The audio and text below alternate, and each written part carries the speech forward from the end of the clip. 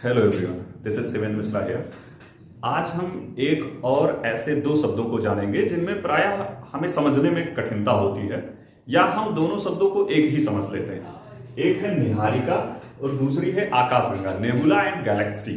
पहले ऐसा होता था कि निहारिका और आकाशगंगा को एक ही समझ लिया जाता था, लेकिन वर्तमान अध्ययनों में ये इस बात की पुष्टि की गई है कि जो निहारिका और आकाशगंगा हैं ये दोनों अलग अलग हैं। निहारिका आकाशगंगा की शुरुआती अवस्था है जिसमें आकाशगंगा का निर्माण होता है। निहारिका अगर हम कह लें तो निहारिका आकाशगंगा तथा तारों की नर्सरी है। निहारिका शुरुआती हाइड्रोजन के गैसों के बादलों का एक बृहदकाय गैसीय पुंज है जो कि बाद में तारों के निर्माण के उपरांत आकाशगंगा का रूप लेता है।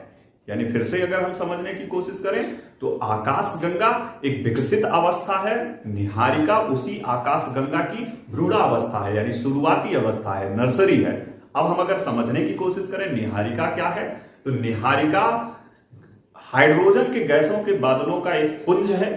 जब यह विकसित होता है जिसमें तारों का निर्माण हो जाता है, और जब ढेर सारे तारे, गैसेज, कई बादल, बर्फ वगैरह के बादल और कई गैसीय पिंड तथा आकाशीय पिंड एक गुरुत्वाकर्षणीय बल के कारण एक दूसरे से सिमटे हुए एकत्रित होते हैं, वो समूह फिर जाकर के आकाशगंगा कहलाता है।